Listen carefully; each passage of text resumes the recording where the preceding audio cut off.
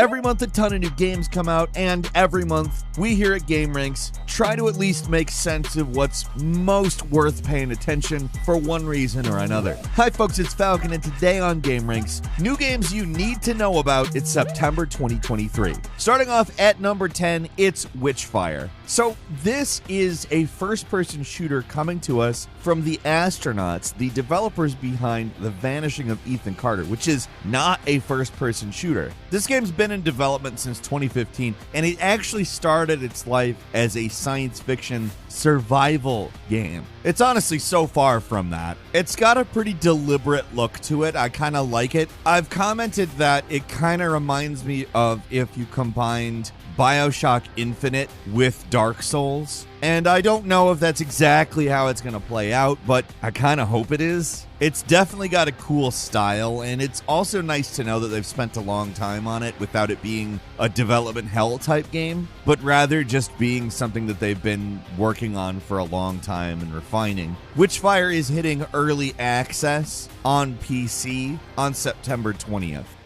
At number 9 is NBA 2K24. Obviously, these are beautiful, incredibly realistic looking games, but they're also games that come out every single year, and there needs to be good reasons to buy the next one. Fortunately, it does look as though they have actually spent some time improving the game this year. They have actually given us gameplay trailers that specifically demonstrate gameplay improvements, which, in all honesty, not enough yearly sports games do that. So we have to give it up for NBA 2K24. They're saying that offense has been beefed up, it's more intuitive, they've streamlined coaching. But so when you combine those two facts, you don't think the next one. Apparently defense is going to be more skill based in this game. There's more counters, and they've redesigned adrenaline boosts. To say something that probably sounds overly typical, these things are my jam. Although, that isn't to say that NBA 2K is ever going to be NBA Jam. These are things that entice me into wanting to play it at very least. Again, like I said, until we actually are able to play it, I can't really tell you if it's worth it to upgrade this year. But from everything I've seen about it, this would be the upgrade that would entice me the most personally. It's not just that stuff. There's also enhancements to dribbling and stuff like that. More specific little things. And we'll see to what extent this actually does anything to the game. I mean, they could easily tout these things and have the game not actually be that different. It is a yearly sports game. So the proof is really in the pudding, and the pudding's coming to the PlayStations, the Xboxes, Switch, and Windows September 8th.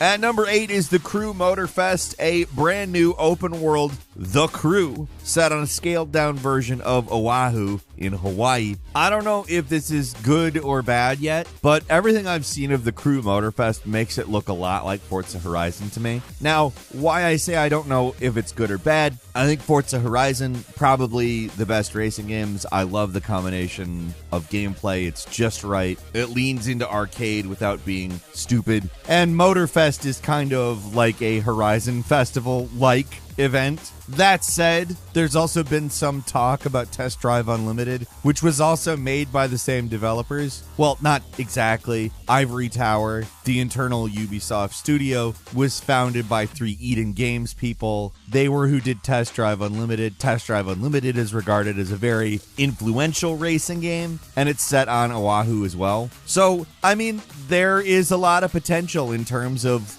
where this game is pulling from. The developers have a history with the location and in making good racing games. And it's also, I think, maybe pulling a little bit of influence from Forza Horizon, which is, out of the 2 Forza franchises, my favorite. Honestly, the potential is there for it to be a classic. We'll have to play it first. It's coming to the PlayStations, the Xboxes, and PC September 14th.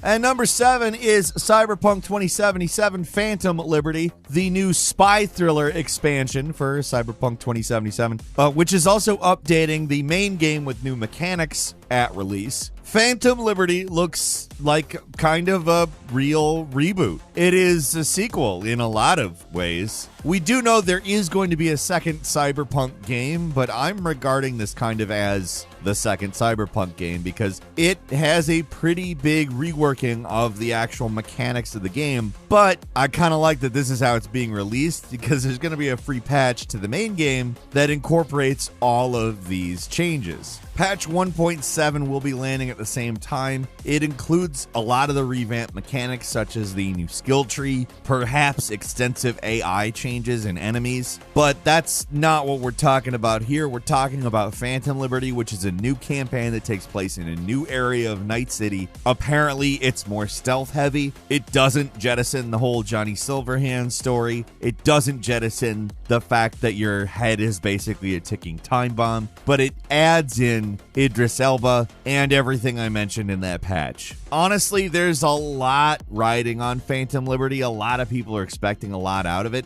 And if it delivers, then the original Cyberpunk is now, healed, more or less. The game, even up until now, though, it got a patch back in June and numerous patches prior to that made it pretty good, but it kind of looks like this is the reset. This is the, hey, Cyberpunk is going to be a series of games that are all good release. Cyberpunk 2077 Phantom Liberty is coming exclusively to next-gen consoles, meaning the PlayStation 5 and the Xbox Series, as well as PC, September 26th.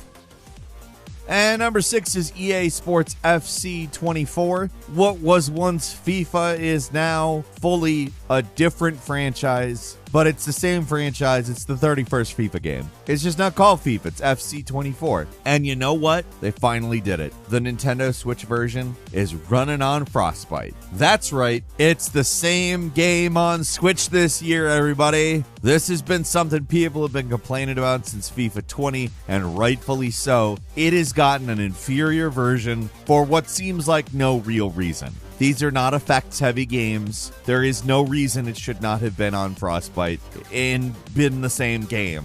Now, I talked about an NBA 2K point that there is seemingly substantial upgrades in that franchise. I don't really see anything that looks particularly novel to me in this release. Obviously, if you haven't been on for a couple of years, it's probably a good idea. Generally, with the FIFAs, I go a couple of years and then buy one. But if you're a Nintendo Switch player, you're not getting a Legacy Edition, and that is fantastic. Without question, this is the one to buy for Nintendo Switch users. EA Sports FC 24 is landing on the PlayStations, the Xboxes, Nintendo Switch, and PC September 29th. At number 5 is Harvest Moon: The Winds of Anthos, a surprisingly good-looking entry to Harvest Moon, which, as you know, was split off into a different series because of legal reasons. There's Story of Seasons and there's Harvest Moon. They're both different takes on what is essentially the same idea, and both have been kind of not incredible. Story of Seasons remakes have been good, but recently the new games haven't been great. Harvest Moon basically hasn't been good since the split, but it finally looks like they're improving and finding their footing with this franchise with the Winds of Anthos. It looks significantly better than the previous entries, which legitimately look like mobile-only games. They weren't, though, just as a quick note for you to make sure that you don't think that I'm shitting on a mobile game for looking like a mobile game. However, this one clearly takes its inspiration from Breath of the Wild and the more recent Pokemon games, looking like what you might expect Harvest Moon to look like today. It's still not perfect, and I'm sure that mechanically there will be stuff to talk about, but it finally looks like things are looking up for Harvest Moon. No guarantees, but to me it looks like Winds of Anthos is definitely worth a shot. It's coming to the PlayStations, the Xboxes, Nintendo Switch on September 26th. And number 4 is Payday 3, which surprisingly just looks like a big improvement on Payday 2, which is a very well-regarded game, to be frank. For good reason, too. It's a great heist game. Still, to this day. After Starbreeze / Overkill, which is a complex business situation, if I've ever seen one, was able to acquire the rights to the franchise. They did away with microtransactions in Payday 2, and development on Payday 3 looks to have continued that same goodwill approach. Honestly, the improvements to this game look primarily like they are in the gameplay, which is kind of shocking because, in my opinion, Payday 2 plays, although obviously not like a brand new game, still feels pretty current on account of the amount of influence it's had. Still, Payday 3 moved to Unreal Engine. It's set in New York. The stealth gameplay looks phenomenal, as do the graphics and pretty much everything about Payday 3. There was a closed beta. I was unable to participate personally, but I will be participating as soon as Payday 3 launches on PlayStation 5, Xbox, and PC September 21st.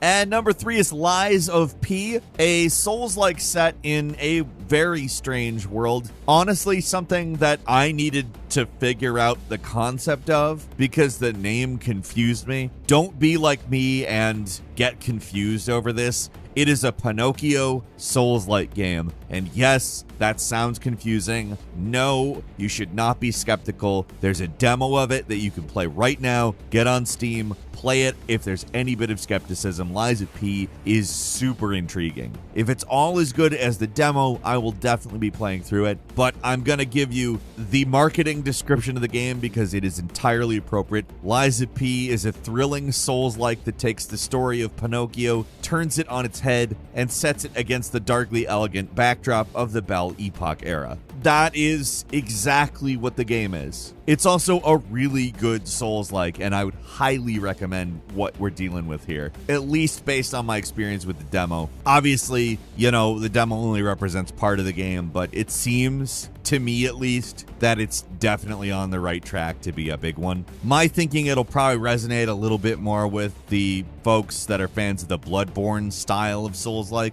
I am of that nature, so I have been enjoying the demo. Lies of P is landing on the PlayStations, the Xboxes, and PC September 16th.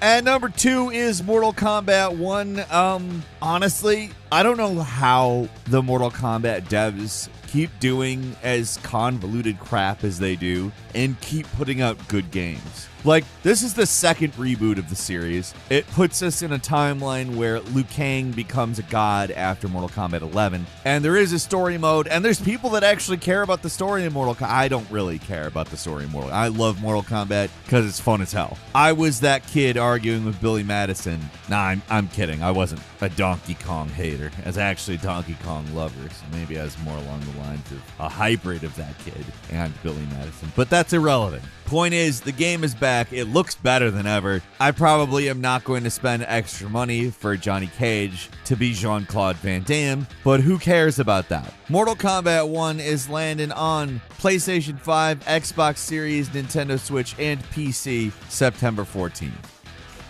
And finally, at number 1 is Starfield. So you know how I have complained about the creation engine for years and years. Yes, it is the source of the Bethesda jank that some consider charming and others consider irritating. I consider it both. Like, there's times where I find it charming and times where I'm like, why are you still using the creation engine? Well, they finally upgraded it to a new version, at least. And allegedly, Creation Engine 2 is a lot more optimized, has a lot less bugs, and is quite powerful, so we'll see if that appeases me. I just wanted to say that because I thought it was cool and relevant that they finally did like a major upgrade to their engine rather than just kind of iterating on it game to game. But we are not far from Starfield at all. This is a purely sci-fi RPG, comes to us in ways that look very familiar to Bethesda RPGs, but a lot of stuff is honestly